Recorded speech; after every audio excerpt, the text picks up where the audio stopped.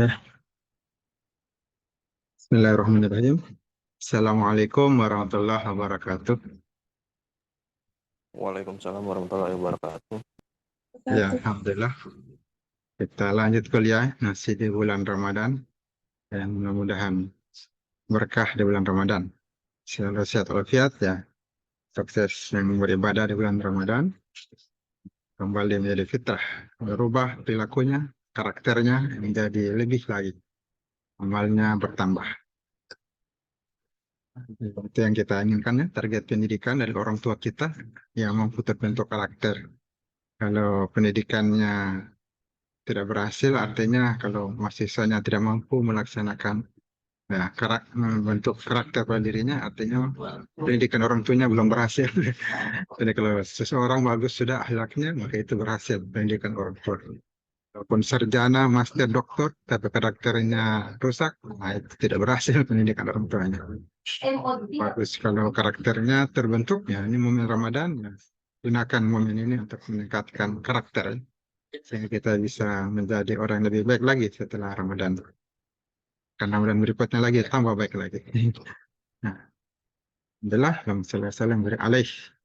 Jadi jangan lupa berdoa sebelum kita mulai kuliah sesuai dengan agama masing-masing. Kalau kita umat Islam ya minimal Bismillah, Bismillahirrahmanirrahim. Bismillah. Sekarang kita lanjut ke pembahasan kuliah kita rekayasa lalu lintas ya. Ini perkuliahan ke-6. Terasa sudah ke-6. Depan ke-7. Setelah itu evaluasi tengah semester ya. UTS. Nah, ini dasar teori arus lalu lintas. Kita bahas pembahasan tentang teorinya arus lalu lintas. Yang pertama kita bahas karakteristik arus lalu lintas. Nah, karakteristik arus lalu lintas ini menjelaskan ciri arus lalu lintas secara kualitatif juga kuantitatif, secara kualitas dan jumlah ya. Dalam kaitannya dengan kecepatan kendaraannya, besarnya arus dan kepadatan lalu lintas, serta hubungannya dengan waktu maupun jenis kendaraan yang menggunakan ruas jalan. Nah, ada karakteristik primer. Nah, di sini karakteristik primer dalam teori arus lalu lintas itu sering terkait dengan volume. Volume itu jumlah kendaraan yang melalui suatu titik, ya. Tentunya pada jalan tersebut dalam satuan waktu. Jadi volume ini biasa dihitung dalam satuan kendaraan per hari atau kendaraan setiap jam berapa jumlah kendaraan. Ini rumus arus lalu lintas ya, Q. Satu per waktu antara range. Untuk kecepatan, kecepatan itu yaitu perubahan jarak dibagi dengan waktu. Jadi jarak kilometer per jam misalnya. Diukur kecepatan titik, kecepatan perjalanan, kecepatan ruang, ada juga kecepatan gerak. Ini V itu kecepatan, dx per dt, jarak yang ditempuh dibagi dengan waktu yang diperlukan untuk menempuh jarak tersebut. Kalau kepadatan, yaitu rata-rata jumlah kendaraan. Berapa jumlah kendaraan rata-ratanya per satuan panjang jalan. K, kepadatan lintas, sama dengan N per L. Jumlah kendaraan pada lintasan dibagi panjang lintasan. Ataukah 1 per S. Kepadatan lalu lintas itu 1 dibagi dengan jarak antara spesies. Nah, untuk volume adalah perkalian antara kecepatan dan kepadatan. Ini rumusnya. Q sama dengan V kali K. Dan menggunakan hubungan tersebut bisa diperoleh Q sama dengan V per S. Dan S V kali H. Rumus-rumusnya kita pelajari. Dalam arus lalu lintas, ketiga karakteristik ini akan terus bervariasi karena jarak antara kendaraan yang acak.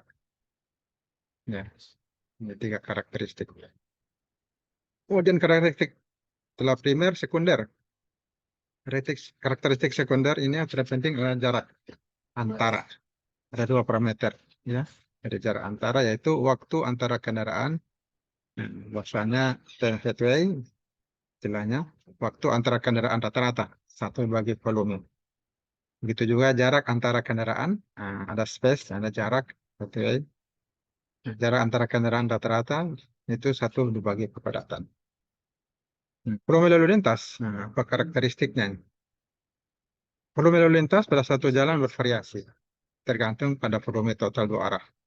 Arah lalu lintas, ya, volume harian, bulanan, volume tahunan, dan pada komposisi kendaraan. Nah, jenis kendaraan itu mulai dari kendaraan yang kecil sampai yang besar. Kendaraan yang besar seperti bus dan mobil barang itu memerlukan jalan yang lebih besar.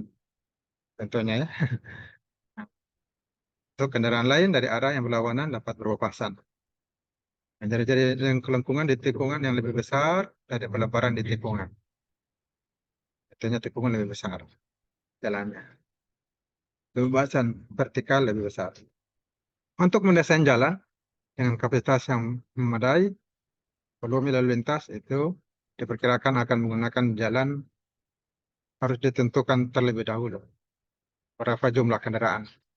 Sebagai langkah awal, maka volume lalu lintas yang ada, ya, atau bahasanya existing, volume lalu lintas yang ada, ditentukan dan dianalisis. Volume lalu lintas itu mempunyai ciri yang berbeda menurut waktu. Misalnya, variasi harian, variasi jam, variasi harian harus lalu lintas bervariasi sesuai dengan hari dalam seminggu. Ya, Senin, hari Senin, Selasa, Rabu, Kamis, Jumat, Sabtu, Minggu, Ahad. Ini bervariasi. Maksud dan bervariasi juga antara apa? Hari kerja dan hari libur kan. Jadi satu pekan itu ada hari kerja dan libur. Maksud dan seseorang untuk melakukan perjalanan adalah bervariasi dalam suatu minggu. Bervariasi dan Nah, alasan utama terjadi variasi harian karena hari Minggu, hari Ahad, ini hari libur. Ini toko kantor tutup. Hari keagamaan, hari pasar, cuaca, siklus perjalanan, angkutan barang lebih dari satu hari. Maka dengan begitu, jalan perkotaan akan terus sibuk selama 6 hari. Di jalan antar kota dan menjadi sibuk dari Sabtu dan Minggu sore. Ini bisa diteliti ya, bagaimana jumlah arus lalu lintas yang lewat, volume lalu lintas. Dan variasi jam, volume lalu lintas umumnya rendah pada malam hari, tapi meningkat mulai pergi ke tempat kerja.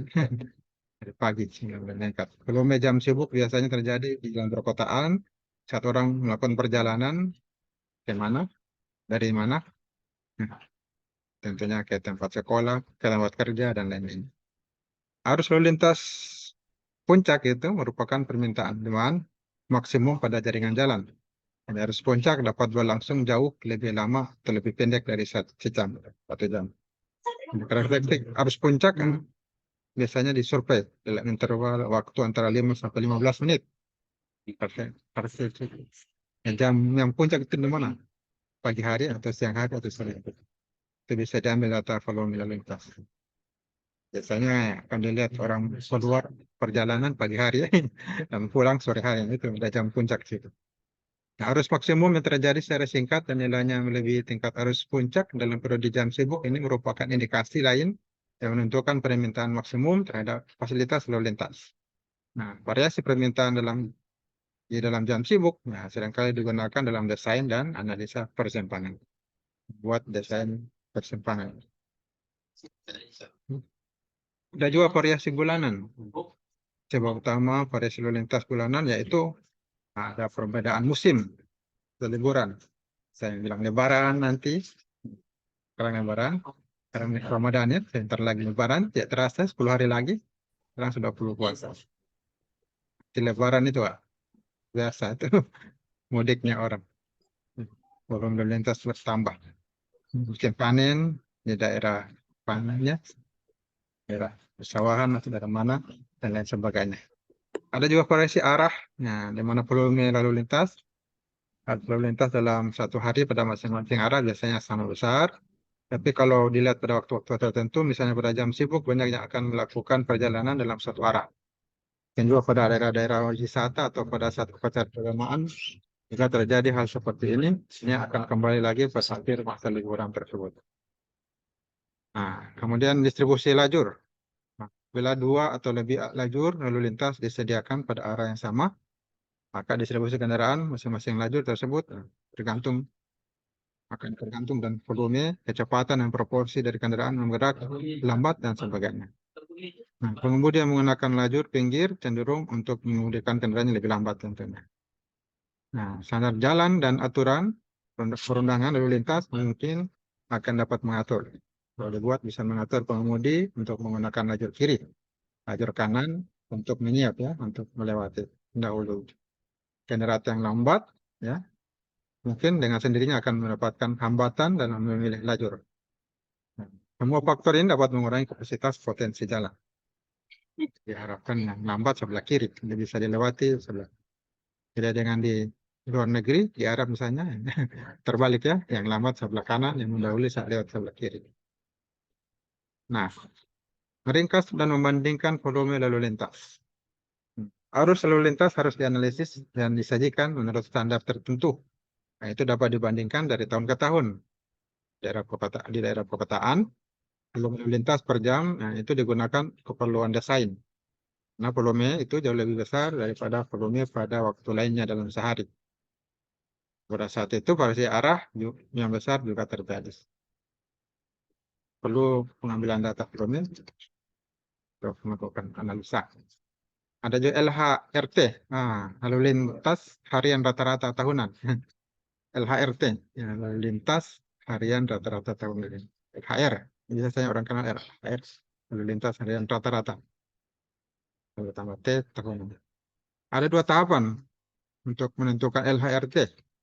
Nah, satu program pencacahan sifatnya menyeluruh selama setahun untuk menentukan arus lintas rata-rata harian dan faktor variasi harian dan bulanan. Hal ini harus ditunjang oleh sekurang-kurangnya 1 hari pencacahan lalu lintas terklasifikasi dengan maksud menyediakan data klasifikasi kendaraan pada daerah disurvei, pengecekan keakuratan dan alat pencacah lalu lintas mekanis, dan juga analisis terhadap kondisi yang luar biasa dari pencacahan volume lalu lintas. Nah, pencacahan lanjutan kemudian dapat dilakukan untuk tahun-tahun berikutnya dengan frekuensi yang lebih sedikit dan atau untuk periode waktu yang lebih pendek. Pencacahan lanjutan kemudian dapat dikonversi menjadi lalu lintas harian rata-rata tahunan LHRT dengan menggunakan faktor variasi. Ya. Ini LHR ya, lalu lintas harian. Ada juga volume jam perencanaan PJP.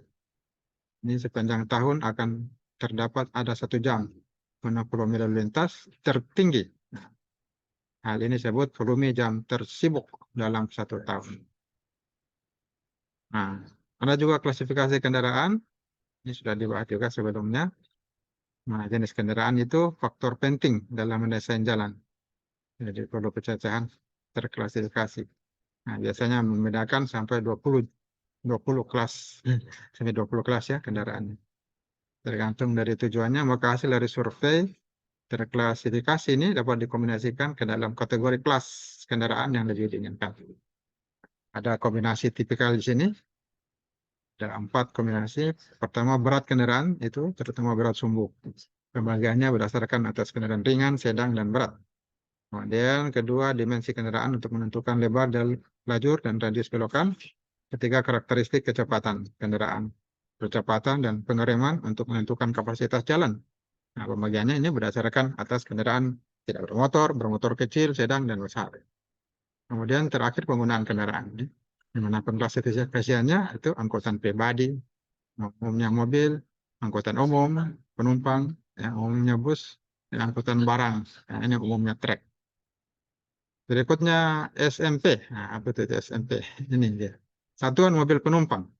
Nah, setiap jenis kendaraan mempunyai karakteristik pergerakan yang berbeda karena dimensinya, kecepatan, percepatan maupun kemampuan manuver itu masing-masing tipe kendaraan berbeda. Data berpengaruh terhadap geometrik jalan. Oleh karena itu digunakan satu satuan yang bisa dipakai. Apa satuannya dipakai dalam perencanaan lalu lintas tersebutnya? Itulah SMP. Satuan mobil penumpang, disingkat SMP. Satuan mobil penumpang untuk berbagai jenis kendaraan. Nah, sudah ada faktor SMP. Mobil, Ada penumpang, kendaraan roda 3, sepeda motor, truk, ringan, sedang, besar, mikrobis, bis besar, faktor SMP-nya. Ruas dan persimpangan. Mobil 1,1, penumpang 1,0,8, sepeda motor 1,5, ruas, persimpangan 1,5 juga. Sampai mikrobis 2. Ya. 2 untuk ruas jalan, persimpangan 2,2. Persimpangan itu belokan ya. Nah, penyajian hasil, data arus lalu lintas yang didapat disurvei. Tentunya setelah disurvei pencacahan lalu lintas terklasifikasi, ini tuh disajikan dalam satuan kendaraan SMP. Nilai SMP akan bervariasi sesuai dengan situasi berbeda. Data arus lalu lintas harus disajikan dalam satuan kendaraan dan jenisnya, dan kemudian jika diperlukan dikonversikan ke dalam SMP pada tahap desain yang dikelikkan di SMP-nya. Nah, ini data arus lalu lintas dapat disajikan sebagai volume total 2 arah, bisa 1 arah, satu lajur, atau volume pergerakan membelok. Nah, data ini diringkas berdasarkan hari atau per jam. Dengan begitu banyaknya kemungkinan penyajian data, maka penting bahwa jenis data dan sumbernya harus dicantumkan dengan tepat. Pergerakan membelok di persimpangan ini diringkas dalam bentuk arus lalu lintas per jam jika diperlukan terklasifikasi, beserta dengan arus jam sibuk jangka pendek jika ada. Nah, cara penyajian hasil yang umum itu peta arus lalu lintas itu disajikan. Ini hasil dari penelitian, disampaikan peta arus lalu lintas, memperlihatkan volume, kemudian diagram arus persimpangan, perlihatkan arah-arah dan volume dan semua pergerakan membelok persimpangan. Histogram arus lalu lintas, nah ini variasi arus lalu lintas per jam, harian, dan bulanan. Ini bisa diteliti jadi satu artikel, satu tugas akhir, satu tugas akhir. Ada grafik kecenderungan, ini memperlihatkan perubahan volume dalam periode beberapa tahun. Ada grafik kue, memperlihatkan persentase, berapa persen setiap jenis kendaraan. Ada tabel ringkasan, yaitu meringkas data arus lalu lintas. LKR, arus jam sibuk, hasil pendataan dan klasifikasi, dan seterusnya. Tentunya menurut periode waktu berbeda. Itu bisa diambil data di lapangan dan dipresentasikan hasil dari hasil penelitian. Nah, kemudian pertumbuhan kecenderungan dan peramalan. Nah, ini pertumbuhan volume lalu lintas tahunan ini merupakan kombinasi dan 2 buah faktor dasar utama, yaitu peningkatan jumlah kendaraan bermotor dan variasi jarak perjalanan di samping beberapa faktor lain. Dan 2 faktor dasar utama ini merupakan kombinasi pertumbuhan volume lalu lintas tahunan. Peningkatan jumlah kendaraan bermotor. Ini di jalan dapat dianalisis dan jumlah kendaraan yang terdaftar. Nah, peningkatan jumlah kendaraan ini apa penyebabnya? Karena penduduk meningkat. Kemudian tingkat pendapatan masyarakat meningkat. Pilih lagi motor, pilih mobil. Saya tadi di jalan banyak sekali mobil Rise. Ada yang warna kuning, ada yang warna biru, ada yang warna hitam. Wih, Rise ini laku nih. Kenapa laku dibeli? Ya karena ini meningkatnya jumlah penduduk, meningkatnya pendapatan masyarakat, daya belinya tinggi, pembangunan umum negara, berarti makin banyak bisnis, meningkatnya kebutuhan mengangkut barang. Oleh karena itu timbul tekanan untuk meningkatkan jalan juga, bukan cuma kendaraan, jalan juga. Variasi jarak perjalanan, variasi jarak ditempuh kendaraan selama tahun tertentu dapat dihitung dari data penjualan bahan bakar, bensin, dan solar, ataupun dengan melakukan penelitian terhadap penggunaan kendaraan. Ya, dengan berkembangnya ekonomi negara, pola perdagangan akan berubah. Demikian juga kebutuhan akan angkutan. Dan ini tercermin dari nilai kilometer perjalanan ditempuh oleh kendaraan selama setahun. Dan ini lingkaran, ya, semuanya memang sangat berkaitan.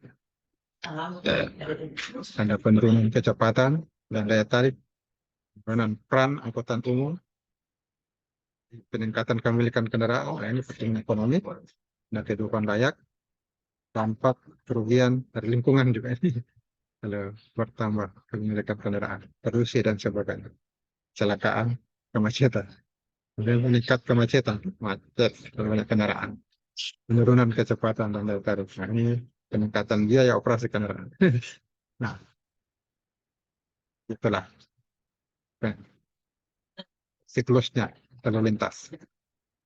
Ramalan lalu lintas, nah ini bisa diramalkan jumlah kendaraan ke depan.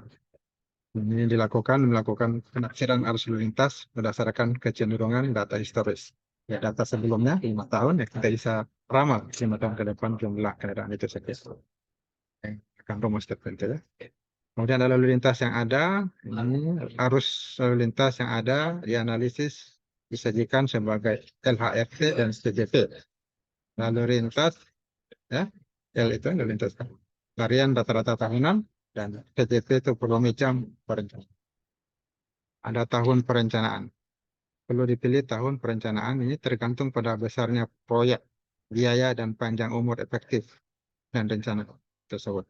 Ada 4 metode yang digunakan penentuan garis lurus kecenderungan rata-rata. Dengan tangan, semi rata-rata, rata-rata bergerak, rata-rata terkecil, least square, least square. Ini menggunakan SPSS, least square, rata-rata terkecil. Peramalan kecenderungan di masa akan datang. Nah, jika kecenderungan telah ditetapkan dari data sebelumnya, maka kecenderungan tersebut dapat diekstrapolasikan. Diekstrapolasikan ya. Tidak ada interpolasi, ada ekstrapolasi untuk memperkirakan kondisi masa datang. Nah, proses ini memerlukan sedikit data dan ramalan jangka pendek yang akurat. Nah, dapat disiapkan dengan cepat tanpa survei yang lama. Akan tetapi, makin panjang periode peramalan, maka makin besar pula ketidakpastian tentang nilai yang diperkirakan. Kemungkinan salahnya lebih besar. Hal ini dikarenakan tidak ditemukannya alasan yang mendasar untuk melakukan perjalanan. Keputusan mengenai pemilihan jenis kurva kecenderungan untuk keperluan populasi, ekstrapolasi akan tergantung pada pertimbangan tentang berbagai jenis data perencanaan yang relevan. Nah, hal ini akan menghasilkan ekstrapolasi yang konsisten. Peramalannya akan dapat konsisten dengan data yang ada dan dapat ditunjang oleh pertimbangan dan pemilihan umum dari data lainnya. Nah, kemudian meramalkan data untuk masa datang dengan argumentasi, ya, dengan alasan yang dapat dipertanggungjawabkan dan bebas dari variasi penyimpangan jangka pendek yang menolak. Kemudian berikutnya lalu lintas pengembangan, bangkitan dan aliran yang terakhir ya. Ini pengalaman dengan jalan baru memperlihatkan bahwa bahan yang terletak di sisi jalan akan berkembang lebih cepat. Bahwa tata guna lahan berubah lebih cepat jika tidak ada pembangunan jalan baru. Karena itu lalu lintas pengembangan, development traffic ya, bahasa istilahnya. Kita menggunakan bahasa Inggris, development traffic, lalu lintas kembangan, berkembangnya lalu lintasnya, merupakan tambahan perjalanan kendaraan yang ditimbulkan oleh tata guna lahan baru yang berkembang sepanjang jalan. Perjalanan ini tidak akan ada jika jalan tersebut tidak ditingkat. Nah, pada era perkotaan ada diversifikasi dalam penggunaan lahan ya, di daerah luar kota. Pengaruh yang utama pada tata guna lahan yaitu perubahan dari produksi pertanian, terutama hasil bumi, perdagangan, dan dapat dibawa ke pasar. Nah, ini aksesnya baru terbuka. Kemudian proyek mekanisasi dan industrialisasi, misalnya pabrik penggergajian kayu, pabrik pemprosesan makanan. Nah, ini pengaruh yang utama pada tata guna lahan. Lalu lintas kembangan, ini kembangan, istilahnya development traffic, terjadi karena adanya perkembangan lahan yang terletak sekitar jalan yang ditingkatkan, terutama berhubungan dengan peningkatan itu sendiri. Lalu lintas kembangan ini tidak mencakup lalu lintas yang dihasilkan perkembangan lahan yang sudah direncanakan sebelumnya, akan terjadi tanpa terpengaruh oleh tidaknya peningkatan jalan. Nah, lalu lintas bangkitan atau itu yaitu perjalanan tambahan yang dilakukan dari tata guna lahan yang ada. Karena peningkatan yang dilakukan terhadap sesuatu jalan telah membuat jalan tersebut menjadi lebih menarik bagi orang untuk melakukan perjalanan. Perjalanan-perjalanan ini tidak akan terjadi jika peningkatan jalan tidak dilakukan. Perlu peningkatan jalan. Itulah materi yang bisa kita pelajari kesempatan ini. Nah, materinya bisa dibaca 006 ya, kuliah 006. Dan saya akhiri dengan materi pengembangan karakter. Nah, apa karaktermu yang bisa diambil yang sama dengan Nabi Sulaiman alaihissalam. Kita coba sedikit bahas karakter Nabi Sulaiman agar kita mampu terbentuk akhlak yang mulia ya. Di samping cakap, berilmu, terampil. Nah, ini sesuai tujuan pendidikan tinggi itu. Nah, Nabi Sulaiman alaihissalam ini adalah putra Nabi Daud alaihissalam. Dari kecil dia orang yang taat, rajin beribadah dan pandai bersyukur. Allah karuniakan Nabi Sulaiman itu menjadi raja dan nabi utusannya. Luar biasa. Ini contoh seorang nabi juga sekaligus penguasa. Nah, sejak kecil ibunya selalu berpesan, wahai anakku jangan banyak tidur malam, hanya karena itu akan membuat menyesal nanti hari kiamat. Nah, kita dianjurkan jangan banyak tidur. Tuti, tukang tidur. Jadi, banyak belajar, banyak mengaji. Ya. Kalau bulan Ramadan, gunakan waktu beribadah, ditambah amal-amal sunnah, ya. Tarawih witir, ya malam bangun tidur bisa lagi tambah salat. Apalagi 10 hari terakhir ini di beberapa masjid lakukan itikaf ya, di masjid. Ada sholat lail malam hari, setelah itu pas sahur, nah, ada yang sahur gratis itu. Bisa ikut. Kemudian ya, bisa bertambah amalan. Insya Allah sukses amalan di dunia dan akhirat. Nah, dan dengan mengurangi tidur, ya Allah SWT memberikan kemampuan pada Nabi Sulaiman alaihissalam ini. Dia mampu berbahasa dengan jin. Dia bisa berdiskusi dengan jin, dengan binatang, dengan makhluk-makhluk lain. Jadi ini luar biasa, karena dia rajin belajar. Sama dengan kita. Bisa kuasai misalnya bahasa Jawa, ya kalau kita belajar pada orang Jawa. Kita bahasa Saluan, bahasa Belanda kalau kita belajar. Kalau tidak belajar, tidak bisa. Bahasa Arab, bahasa Inggris, bahasa internasional bisa dikuasai kalau belajar. Kalau tidak dipelajari ya tidak akan bisa. Di sini kurang tidur, tuti, tidak tuti ya. Meluangkan waktu belajar maka ya diberikan kemampuan yang luar biasa. Bahkan Allah Taala juga menundukkan angin menjadi kendaraan Nabi Sulaiman alaihissalam. Perjalanan suatu daerah itu 1 hari sama dengan 1 bulan orang biasa Pak melakukan perjalanan. Dengan izin Allah Taala Nabi Sulaiman pun membangun Baitul Maqdis, Palestina. Suatu hari burung hut-hut ditugaskan mencari letak sumber air. Nah, burung hut-hut melihat keberadaan negeri Sabak di Yaman, mana mereka menyembah matahari, dipimpin oleh ratu perempuan ya, Ratu Balqis. Matahari. Nabi Sulaiman SAW mengirimkan surat yang menuliskan Bismillahirrahmanirrahim. Ini satu-satunya ayat dalam Al-Quran yang tertulis Bismillahirrahmanirrahim. Ada min Sulaiman, ada Bismillahirrahmanirrahim. Kirim kepada Ratu Balqis mengajak agar menyembah Allah. Dan yang mengirimnya burung hut-hut. Nah ini burungnya amanah, dapat dipercaya. Nah, sehingga Allah mencatat namanya dalam Al-Quran. Luar biasa. Ada satu hewan yang dicatat dalam Al-Quran. Hut-hut. Ada 2 anjing ashabul kahfi dan lainnya. Kemudian alhamdulillah segala puji bagi Allah Ratu Balqis menerima dakwah Nabi Sulaiman alaihissalam dan beriman kepada Allah. Apa hikmah yang bisa kita ambil? Nah, ini ya, mahasiswa saya harapkan selalu menjaga amanah ya, dapat dipercaya, bertanggung jawab. Mahasiswa belajar sholat malam agar dicintai Allah SWT. Yang bagian Muslim, yang di agama lainnya juga punya aturan ibadah ya. Diharapkan saling apa, rajin beribadah, tidak banyak tidur dalam hari.